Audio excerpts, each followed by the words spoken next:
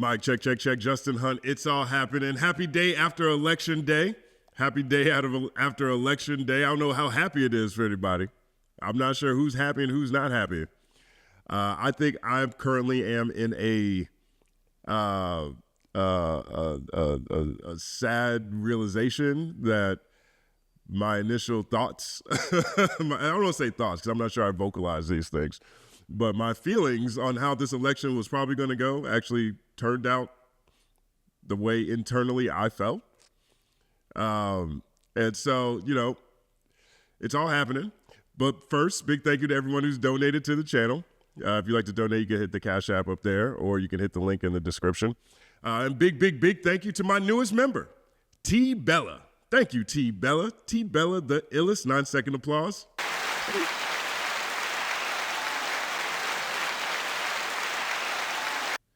Thank you.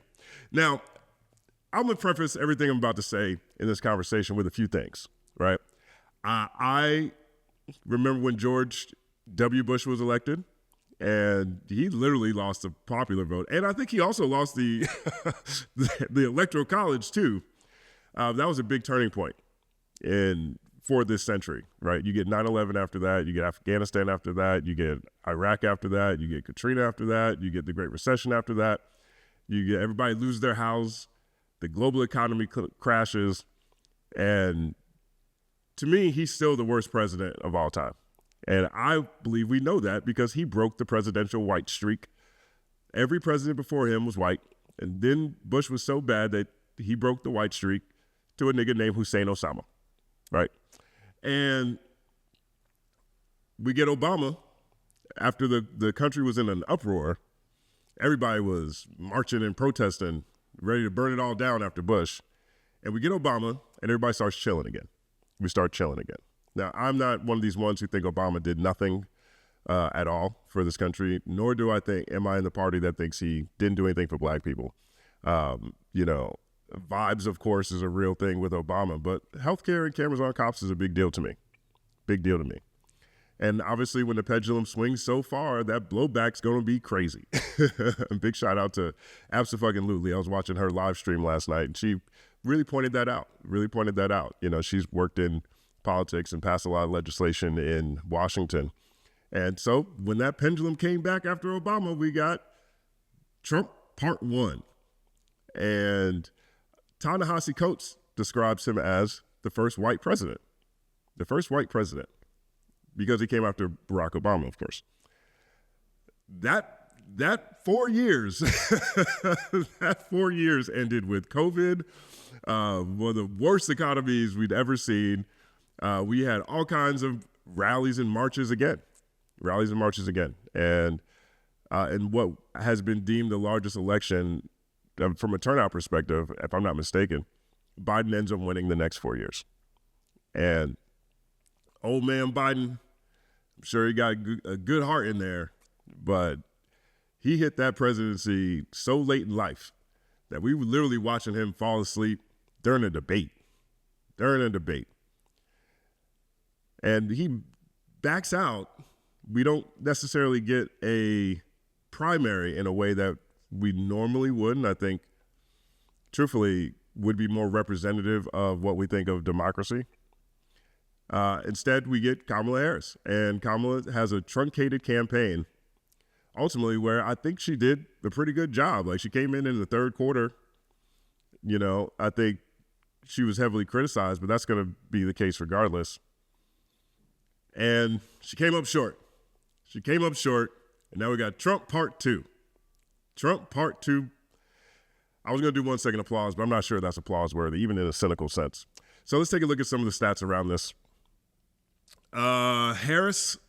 Trump has 292 electoral votes. Harris has 224. 67 million votes total for Harris, 71 million total for Trump. So he won the Electoral College and the popular vote. That's a mandate. He also won the House, or looks like he's going to win the House, the Senate, and they have the judiciary. So this is a full mandate for Trump Part 2. For whatever reasons, people voted on their own, for whatever feelings they have. They did so in such a way that Trump is now the second presidency this century for the red team to actually win the popular vote. W won it in 2004, and now Trump. Before that, I think you have to go to 2008 before you get a red team member who wins. Or excuse me, 1988, excuse me, before you get a red team member winning the popular vote. This almost never happens. This is very rare. Now, there are people saying that we need a recount because there's 20 million less people who voted this election than last election. We'll see how that plays out. We'll come to that a little bit later. But I read a editorial from Torre. Torre is a huge influence on me journalistically, and he went through his editorial's a trip because it's called "What the Hell Just Happened?" Trying to make sense of it. And so he focused on the exit polling from CNN. So let's take a look at what he says. He says, "Good news, Kamala did much better than Biden with white women who are college educated, and Trump slipped a bit with white women who are not college educated. So the problem wasn't white women." As you can see, Clinton was +7 with educated white women. Biden was +9 with educated white women. Harris +20. Harris +20. White women with no college degree, +27 Trump, +27 Trump, +25 Trump. So Kamala made progress. You know, there's been a lot of conversations talking about, white women let us down again. Well, per these exit polls from CNN, that's not necessarily the sole argument. Then he says, overall, Trump slipped a bit with white men and slipped a lot, 6 points with white women. All right, so white men, 31 against Hillary, 23 against Biden, 20, +20 against Kamala. White women +9 versus Hillary, +11 versus Biden, +5 versus Kamala. The biggest problem, Latino voters came out huge for Trump. This was a crushing blow with Latino men. He did 33 points better than he did in 2020. He went from getting crushed by that group to winning them by a double-digit margin. That is an extraordinary takeaway. He also did 15 points better with Latinas. I think many people outside of the Latino community are misunderstanding them and expecting them to vote like people of color and to be offended when Trump says racist things about brown immigrants.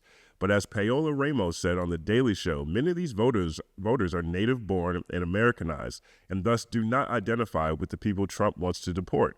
When he's mean or racist toward Hispanic immigrants, it does not hurt him with Hispanic American voters. It might be helping him with them. Latino men, +31 for Clinton, +23 for Biden, +10 for Trump. 33-point swing in 4 years with Latino men. Latinas, +44 for Clinton, +39 for Biden, +24 for Harris, a 15-point drop. 15-point drop. So, all that talk about Puerto Rico, these Puerto Rican jokes, all this talk about deportations and building a wall, all these things, in this election, he improved his standing. So either those things were not a big deal to that community, or they don't feel like they're a part of what Trump is talking about when he talks about that community. That's a big takeaway. Here's Torre. I had expected to see a massive gender gap, but it did not emerge. Kamala won women in general, but she did not do as well with them as Clinton or Biden. But Trump did a little better with men.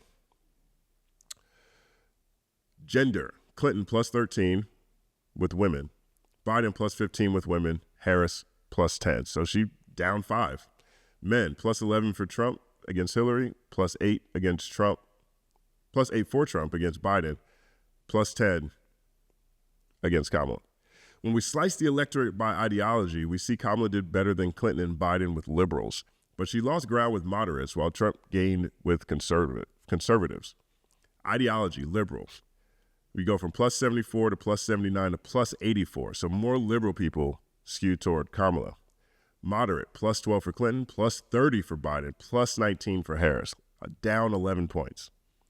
Conservative, +65 Trump, +71 Trump, +80 Trump. +80 Trump. People are growing more conservative. Or conservatives have grown more attracted to Trump and his policies or whatever it is. Torre, thankfully, after a campaign where black men were a much discussed group, it turns out they showed up for her. 1 second applause, black men. Black men, plus 69 for Clinton, plus 60 for Biden, plus 58 for Harris. Now, they showed up, but they didn't show up as strongly. He's down 2 points. She's down 2 points since 2020. 2020, black women. Clinton, plus 90, Biden, plus 81, Harris, plus 85. So she did better with black women. Makes sense. But she's actually, don't get me wrong, black people as in general, the most solid base the blue team has. I think that's fair to say. We're the most solid base the blue team has. And perhaps that's problematic. Because for us to be the most consistent base for the blue team, we are consistently deprioritized in favor of other communities. We'll get to that point throughout this story. But overall, we're still the strongest base for the blue team and still the strongest base for Kamala Harris's campaign. But Trump made big gains with rural voters and slight gains with suburban voters, while Kamala did not improve with urban voters. Right, so plus 27 for Trump rural versus Hillary, plus 15 Trump rural versus Biden. Biden cut into that quite a bit. And then back to plus 27 Trump versus Kamala. Suburban, plus 4 Trump versus Hillary, plus 2 Biden. And then plus 2 Trump against Kamala. Urban, plus 26 Clinton, plus 22 Biden, plus 23 Harris. She did slightly better than Biden, but still worse than Hillary, right? So that's what the exit polls look like. That's what Torrey was sharing with us. Here's another article that I thought really captured some of the macro that's going on. This one comes from Tom Hartman, the Hartman Report. He has a newsletter where he is always talking about really the war against poor people or regular Americans at the hands of billionaires and the oligarchy. And so here's a quick intro to what he said, which I think is very interesting. We watched the final fulfillment of a 50-year plan. Lewis Powell laid it out in 1971, and every step along the way, Republicans have followed it. It was a plan to turn America over to the richest men and the largest corporations. It was a plan to replace democracy with oligarchy. A large handful of America's richest people invested billions in this plan, and its tax breaks and fossil fuel subsidies have made them trillions. More will soon come to them. Any advertising executive can tell you with enough money and enough advertising, particularly if you're willing to lie, you can sell anybody pretty much anything. Even a convicted rapist, felon, and friend and agent of America's enemies. America was overwhelmed by this fall by billions of dollars in often dishonest advertising made possible by 5 corrupt Republicans on the Supreme Court, and it worked. Democrats were massively outspent, not to mention the power of the billionaire Murdoch family's Fox News and 1,500 hate talk radio stations. Open the lens a bit larger, and we find that it goes way beyond just this election. Virtually every crisis America is facing right now is either caused or exacerbated by the corruption of big money authorized by 5 corrupt Republicans on our Supreme Court. They are responsible for our crisis of gun violence, the drug epidemic, homelessness, political gridlock, and slow response to climate emergency, a looming crisis for Social Security and Medicare, the situation on our southern border, and even the lack of affordable drugs, insurance, and health care. All track back to a handful of Supreme Court justices who sold their votes to billionaires in exchange for extravagant vacations, luxury yachts and motorhomes, private jet travel, speaking fees, homes, tuition, and participation in exclusive clubs and billionaire networks that bar the rest of us from entry. Tom Hartman is cooking. 1 second applause. For over 2 decades, Clarence Thomas and his wife have been accepting millions in free luxury vacations, tuition for their adopted son, a home for his mother, private jet and mega yacht travel, and entrance to rarefied clubs. Sam Alito is also on the gravy train, and there are questions about how Brett Kavanaugh managed to pay off his credit cards and gambling debts. John Roberts' wife has made over $10 million from law firms with business before the court. Neil Gorsuch got a sweetheart real estate deal. Amy Coney Barrett refuses to recuse herself from cases involving her father's oil company.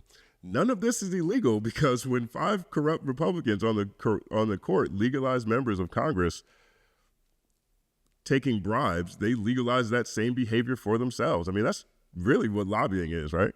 Lobbying is legalized bribery. As a result, we have oligarchs running our media, social media, and buying our elections, while the Supreme Court, with Citizens United, which we talked about here on this channel multiple times, even legalize foreign interference in our political process. I mean, look, this entire landscape is probably at the core of why I wasn't surprised that Trump won. A Trump victory says a lot more for the preservation of the system. We just watched Trump lose in 2020 and a full-on insurrection happen. We watched Trump for, I guess, truthfully, the past 12 years, talk about how elections have been stolen from him, talking about how our electoral process is defunct. We've watched him mobilize people to the streets. We watched him bring guns to Capitol Hill. Okay. Okay. We watched this stuff. If Trump loses this time, I'm not sure the prime directive would be able to handle this. I'm not sure if I'm not sure if that is worse for the status quo, because you will have people out here, as proven by history, you will have people out here willing to run up on Capitol Hill with guns blazing. Guns blazing. In that sense, it's kind of like, all right, let's just get Trump in here, calm everybody down. The blue team is not about it like that. They're not Master P. They ain't no limit soldiers. 1 second applause. They're not going to show up nowhere with no guns and really fight for what they're talking about. They're going to take it sitting down, because that's what the blue team does. That's what the blue team does. They're not angry. They're still talking about hope. They're talking about hope like we just got, like we're still, following in a post-Bush,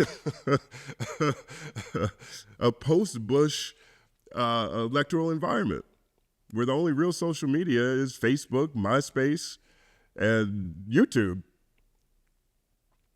The blue team isn't riled up. It hasn't been hit with an angry media that is telling them that their country has been stolen forever. That's the red team.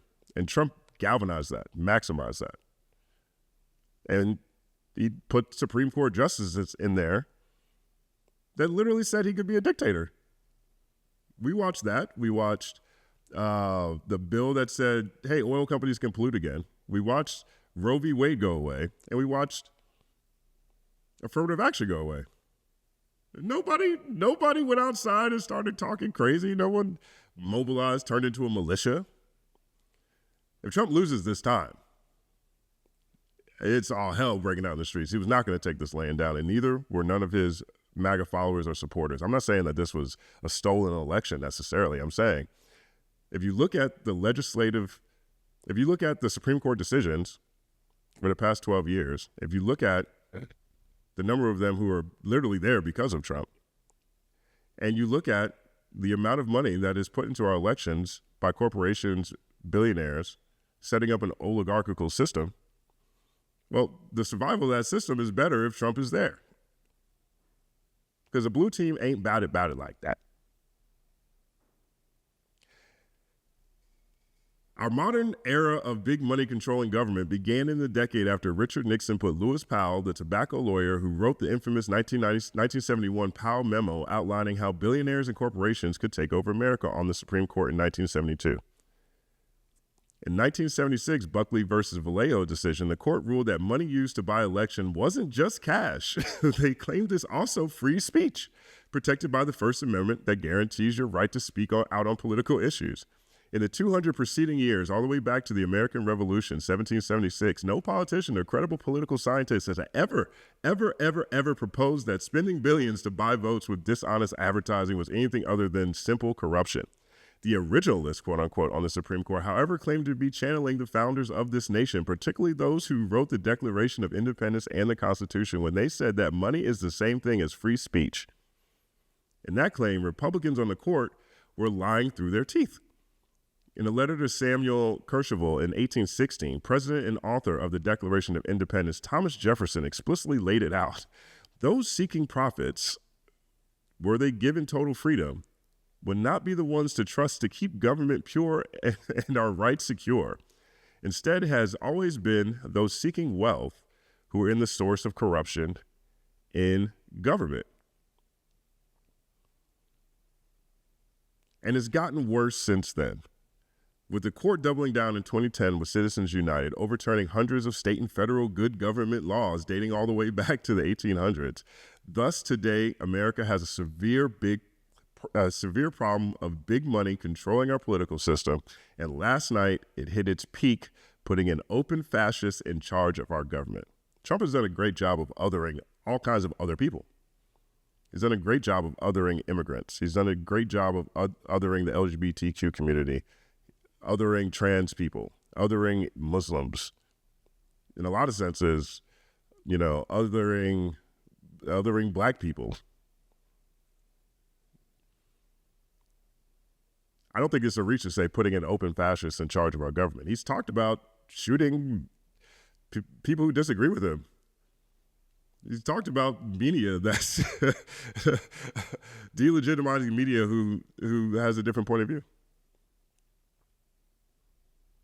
No other developed country in the world has this problem, which is why every other developed country has a national healthcare system, free or near free college, and strong unions that maintain a healthy middle class. It's why they can afford pharmaceuticals and taking active steps to stop climate change and don't fear being shot when they go to school, the theater, or shopping. It's why they are still functioning democracies. The ability of America to move forward on any of these issues is, for now, paralyzed with the election of Trump and the GOP taking over the Senate. This is not the end, though. Hitting the bottom often begins a process of renewal. Many Americans will continue to speak out and fight for a democracy uncorrupted by the morbidly rich, and I will do so. 1 second applause. Shout out to Tom Hartman. I mean, a lot of times I look at these situations and I look at the macro of what's really happening. And over the course of my life, we have gone from every industry has been monopolized, or I consider it monopolized, but everything has been consolidated. I mean, we talk about this all the time in music. There's like literally really only 3 record labels, arguably 4.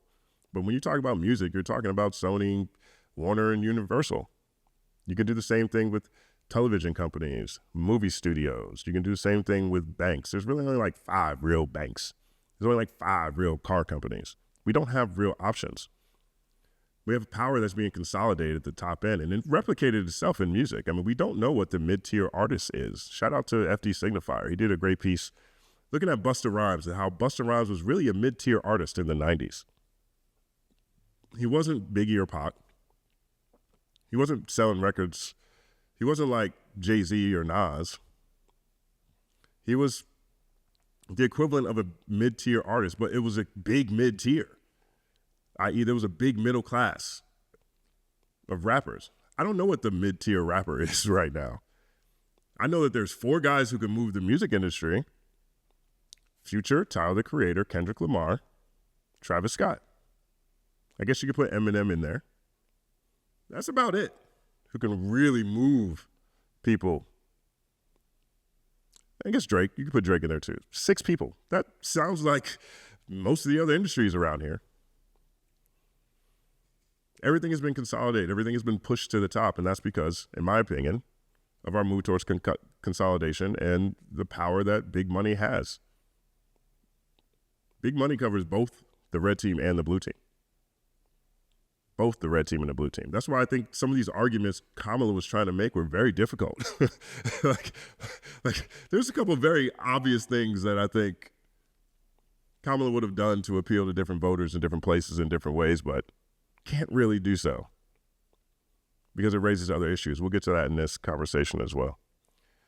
A couple of quick tweets that stood out.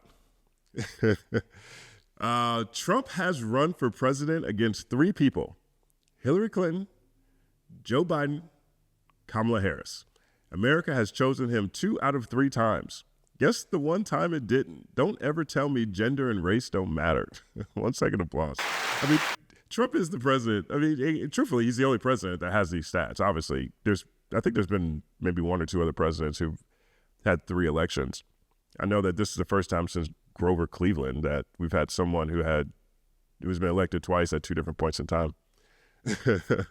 But I don't know, I think this is the last time we see Democrats run a woman ever again. I don't think the blue team is going to run a woman anytime soon. I think it makes it too much red meat for the manosphere. I think it can get distracting to a large percentage of the electorate. But, Trump's the only president ever to only defeat women. Eli Mistel. I'm a big fan of Eli Mistel. Latino voters did not vote against their interests if you understand that the person who gets into a treehouse has an interest in pulling up the ladder behind them. Trump only promised to push the bad Latinos out the tree, and they're confident that doesn't mean them.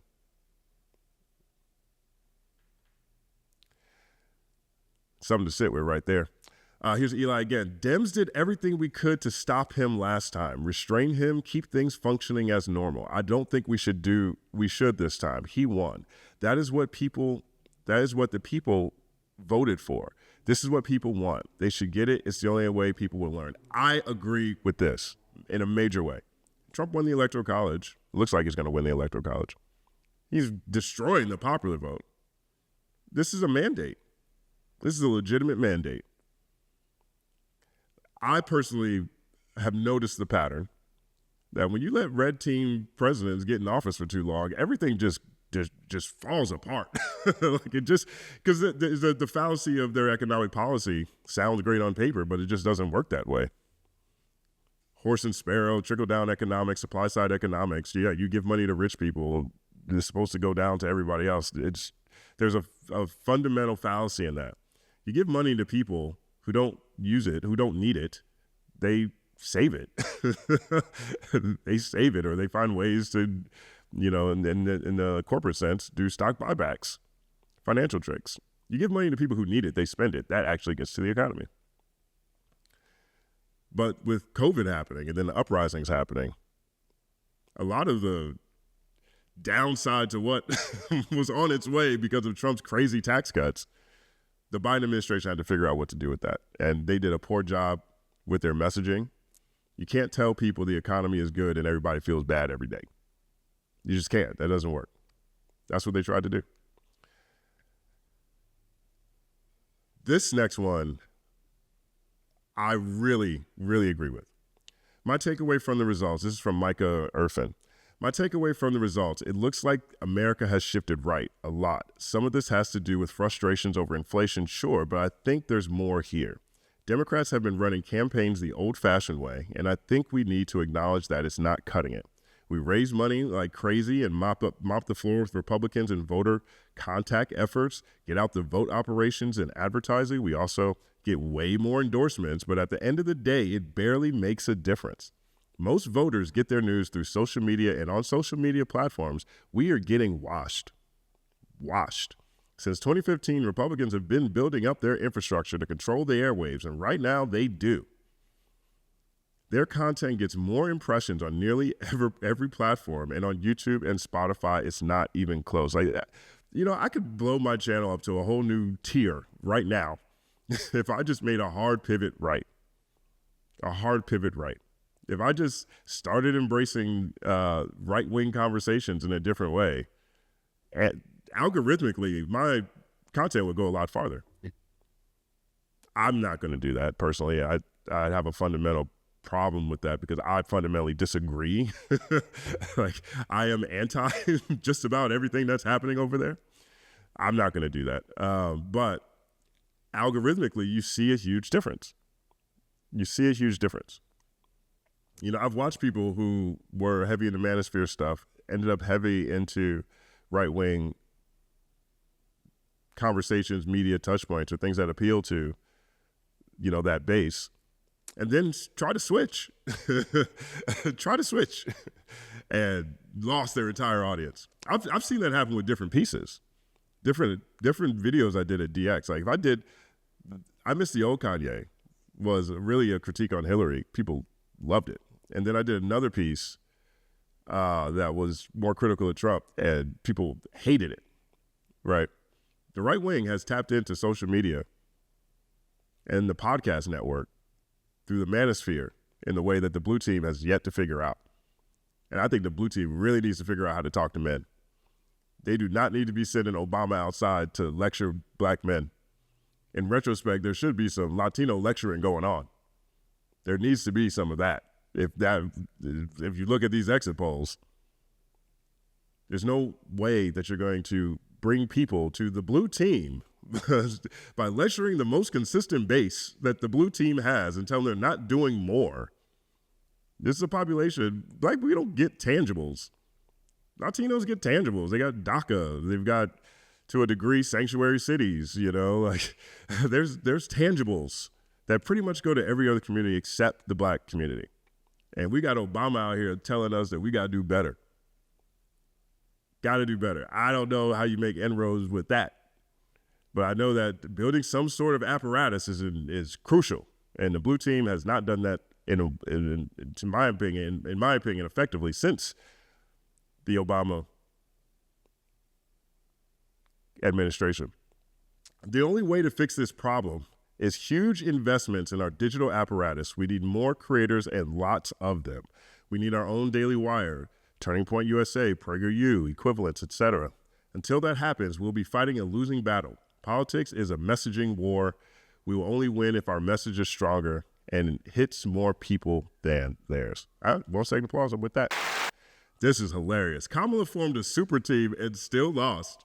Still lost. They had Steph Curry, Steve Kerr, Taylor Swift, Barack Obama, Cardi B, Billie Eilish, LeBron James, Beyonce, Eminem.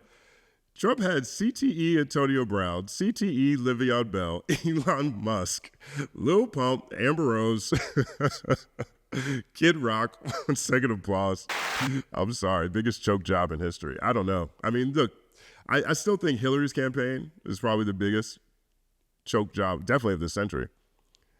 But everybody came out. They had Megan Thee Stallion. They had Glorilla. They had all the celebrities. Oh my gosh. They had Plies. They had Luke, Uncle Luke out here talking. Still lost, and lost the popular vote. Messaging is a major problem. America is stupid. USA's votes. This is how the Electoral College split.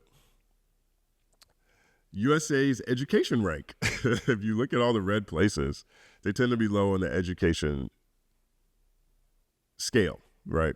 The sliding scale. Here's a side by side right here.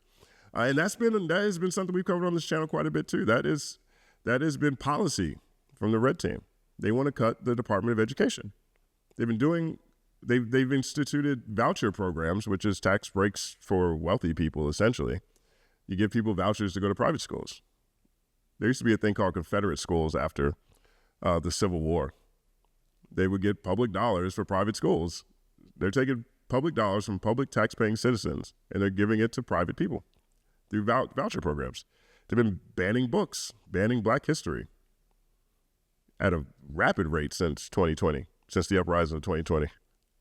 And this is part of the overall strategy. You dumb down the electorate, and everyone just goes off vibes. It's all feels, how this feels. If you look at the highest educated places, it's the blue places. And now there's a huge gulf. King Lo said something in our conversation when we were talking about, the conversation came up about how everyone's bringing back ciphers. We're talking about it. Daylight mentioned it when it came to J. Cole. King Lo said that his plan this year is to have live ciphers, go on tour with them in a real sense, in a real way. And, I made the point in the conversation to say, I always think about that Lil Wayne quote where he says, someone asked him to rap on camera. I think it's on the card too.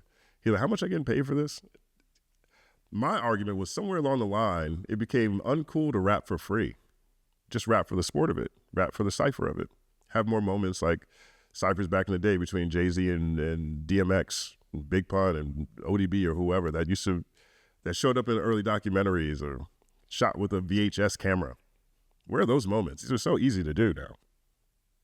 He replied with something very interesting. He said, well, what happened was that it used to feel like you had to be a top-tier lyricist in order to be in rap. And once the majority, the masses realized you didn't have to be a top-tier lyricist. Once that 80% realized, hey, I can reach and connect with more people by not rapping as dynamically, that's what we got for a very long time. It wasn't necessarily the people who were the most talented or skilled lyrically with the most imagination necessarily. It became something that was easy to access for everybody.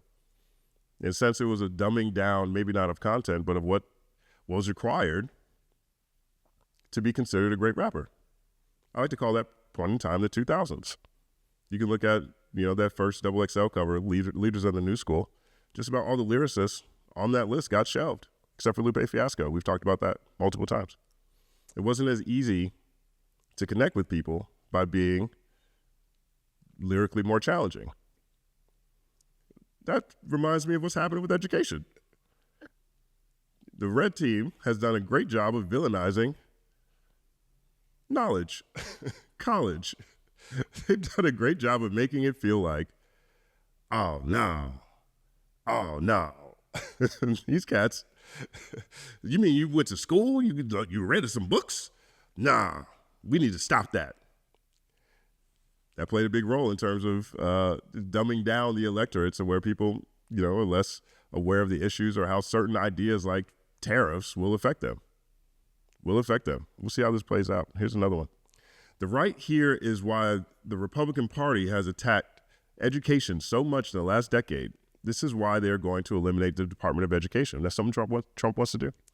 The less education you have, the less you know, the easier you are to corrupt and influence. I mean, look at this. 62% of red team never been to college. 50% of red team attended college but received no degree. 55% of the red team, associate's degree at the most. 44% of the red team, bachelor's degree. 37% of the red team, advanced degree. What was the last grade of school you completed? Red team, 41%. No college degree, 54%. They've been attacking education for a long time. Recount. Now, one thing I thought was another unfortunate misstep by Vice President Kamala Harris is all this courting of red team people who didn't like Trump. She had Liz Cheney advocating for her. Liz Cheney. There was a point, Dick Cheney was like Darth Vader, or maybe the Emperor. I haven't seen Dick Cheney touch anything that I approved of. Liz Cheney, except for Trump, pretty much agrees with everything Trump wants to do. This idea of saving democracy is where she had a problem. Mitt Romney was another Republican who supported Kamala. There was a lot of Republicans. She promised to put a red team member in her cabinet. Now, I'm not sure how motivating that is to blue team people who don't like red team policies, but that was their strategy. Here's Recount last night on Zateo with Mehdi Hasan, and he talks about, some of the things that maybe could have gone differently or gone better for Kamala based on things that he noticed. And he's an elected official out here in California. I believe he's in the House. Let's hear what he says. But I think I think in retrospect we should have pushed harder on that. But you're not answering my question. Why has she not moved on this? A lot of people do not understand what is it about your party that you will not budge on this issue. I think there's a conventional wisdom. I don't think it was the money. Obviously, she had so much money. I don't think that was it. I think there's a conventional wisdom that if she were to take a more anti-war stance, that she would be seen as weak on national security, that she would lose Jewish voters, that she would lose evangelical voters, mainstream voters, suburban moderate voters, the voters that, mythically we thought campaigning with Liz Cheney would get us. I looked at the early returns. There's no evidence that any Republican women are voting for us. I mean, if we pull this out, it's going to be because of the great organization of our own votes in Michigan, Pennsylvania, and Wisconsin. But I just think it was a misguided strategy for this mythical suburban moderate vote to convince them to come for us that we weren't willing to take a harder stance on it. Mythical idea strategy. That's what it sounded like to me when she was doing it. 1 second applause. That didn't break. That didn't break in Kamala's direction. It didn't break. You start moving your whole party to the right. Now you seem like a party who doesn't stand for anything. What do you actually stand for? We have an oligarchical system, as we talked about at the beginning of this conversation. Everyone's kind of paid for by the same corporations, at least on the red team and the blue team. If you start moving more over there, what's really the difference? Who's your ride or dies? Who's your base? I would say black people, but then Obama's telling me black men need to do better. You look at the exit poll, and we still are the biggest supporting system, and everyone else bounced. Everyone else, especially Latinos, they were like, we've got other priorities.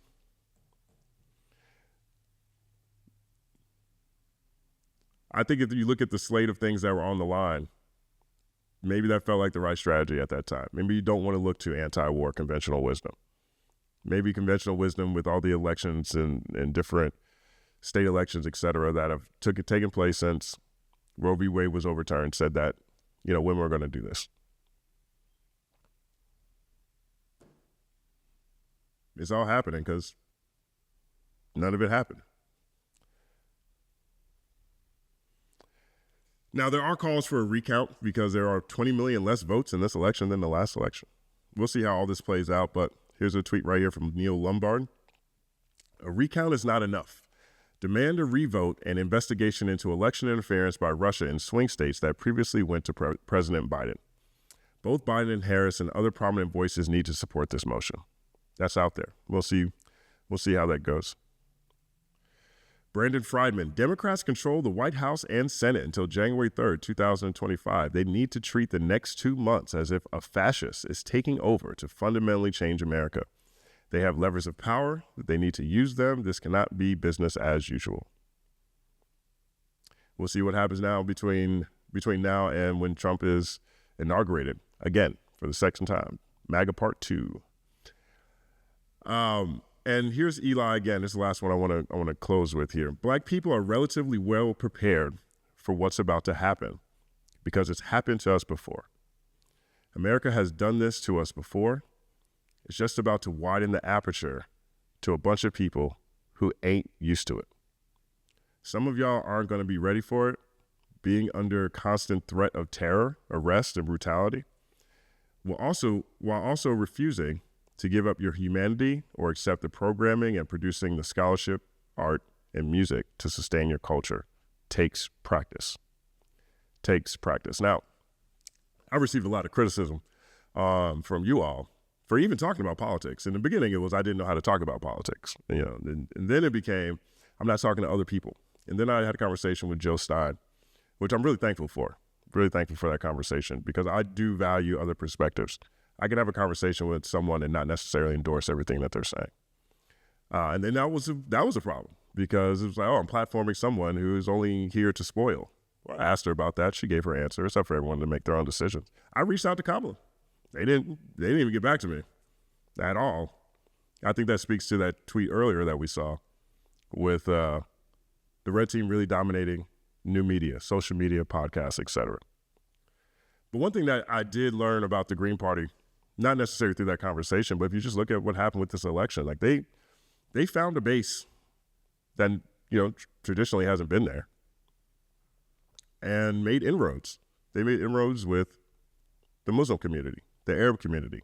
I think everything that's happening in the Middle East was the biggest issue for that community, and neither the red team nor the blue team would say anything against it. And they were able to make inroads in that community. I look at these exit polls too, and once again, black people are holding down the blue team more than anyone else. I frame most of the conversations that I've had on this channel about how, for me, it's less than Democrat or Republican, or which is one of the reasons why I call it red team and blue team. But to me, it is us versus the Confederates.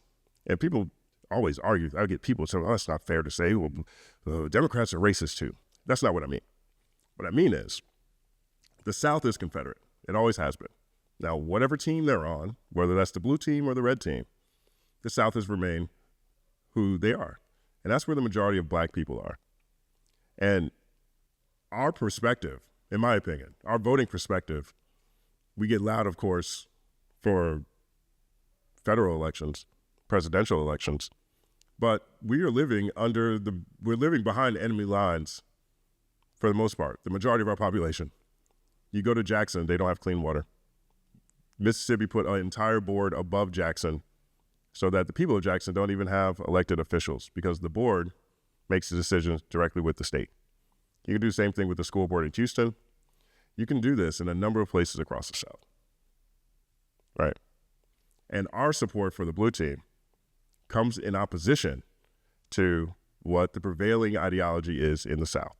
Regardless of whether that is red team or blue team, black people are in opposition to that. And one of the reasons why I think that you see such a staunch support for the blue team regardless. Now, Trump did make progress with black men. I know the stories out here saying it wasn't black men, but Trump got 12% in 2020, and he got 23% in this one, right?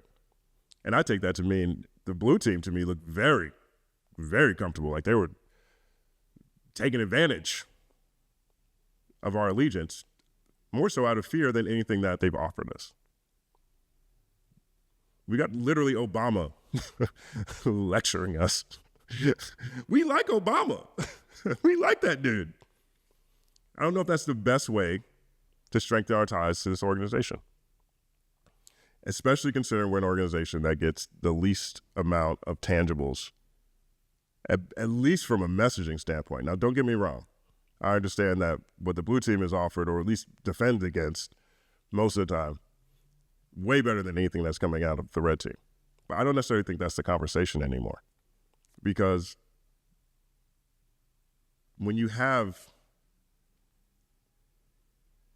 a base that you can count on, and yet from a messaging standpoint, from a how it feels standpoint, which is a big deal, major key, from that standpoint, every other community is like the new hot chick. You're like, ooh, if we can get that one. Ooh, if we can get that one. And you start to deprioritize that primary base, in this case, black people, since our polls, you can go as long as you need to, going against whoever's going against us, which is generally whoever's governing the South. This is the most difficult population to say you're going to do something for, or to actually do something for. In a lot of ways, I feel like black people, we are a people without a party. And I think it's time for us to have a strategy around that. If black people decide to vote for any third party, it doesn't matter which one, now you have a viable third party. There's 30 million people. If black people decide, okay, well, clearly the red team is against us, the blue team gaslights us, or if a third party decide to make real inroads in the South, real inroads in the South, what does that look like? How does that affect the electoral state of affairs? Is that something worth us as a community putting our energy towards for the next 4 years or beyond? Is it worth it to do the work under a tertiary banner to get those school board seats, city council seats, neighborhood council seats, county seats, state seats, House seats, Senate seats? Is it worth it to move under a third party? What does that even look like? I've been thinking about that a lot this election cycle. Because like Eli said earlier, we've been here before.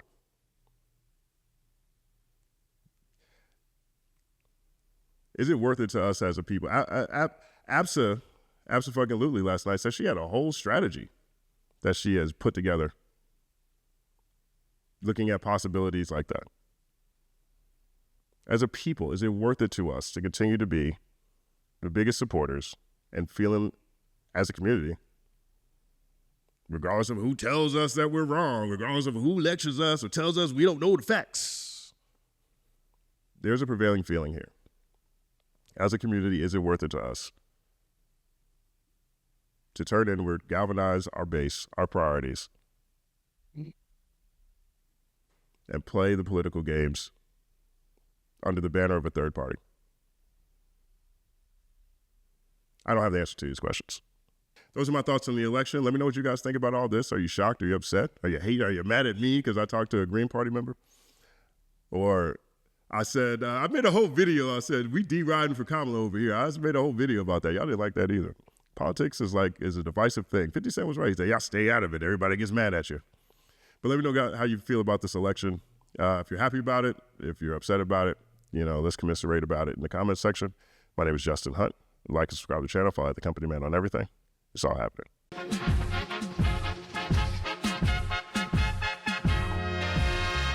Justin Hunt is here, it's all happening.